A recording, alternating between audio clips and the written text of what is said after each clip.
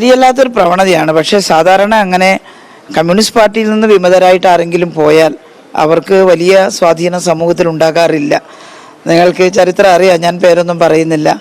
വളരെ പ്രിയപ്പെട്ട എന്ന് കരുതുന്ന നേതാക്കൾ, ചില നേതാക്കൾ വരുമ്പം വലിയ തോതിൽ ആൾക്കൂട്ടമൊക്കെ ഉണ്ടാവുന്ന അത്രയും പ്രിയപ്പെട്ട നേതാക്കളടക്കം ചില ഘട്ടത്തിൽ ചില കാരണങ്ങളാൽ പാർട്ടിയിൽ നിന്നും വേറിട്ട് പോയപ്പോൾ അതിൻ്റെ കൂടെ ഒരു പാർട്ടി മെമ്പർ പോലും പോയില്ല. കാരണം ഞങ്ങൾ കമ്മ്യൂണിസ്റ്റ് ആശയത്തിൽ വിശ്വസിക്കുന്ന ഒരു പാർട്ടിയാണ്. ഞങ്ങളെ സംബന്ധിച്ചിടത്തോളം പാർലമെൻ്ററി പ്രവർത്തനവും പാർലമെൻറ്റേതര പ്രവർത്തനവും ഒരുപോലെ കാണണമെന്നാണ് പഠിപ്പിച്ചിട്ടുള്ളത്.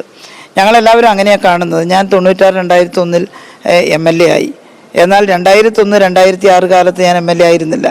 തുടർച്ചയായി എനിക്ക് രണ്ടാം ടേം കിട്ടണ്ടേ എന്ന് പറയുന്നത് ശരിയല്ല. മത്സരിച്ചിരുന്നില്ല. പാർട്ടി എവിടെ നിൽക്കണമെന്ന് പറയുന്നു അവിടെ നിന്ന് പ്രവർത്തിക്കുക എന്നുള്ളതാണ് കാണുന്നത്.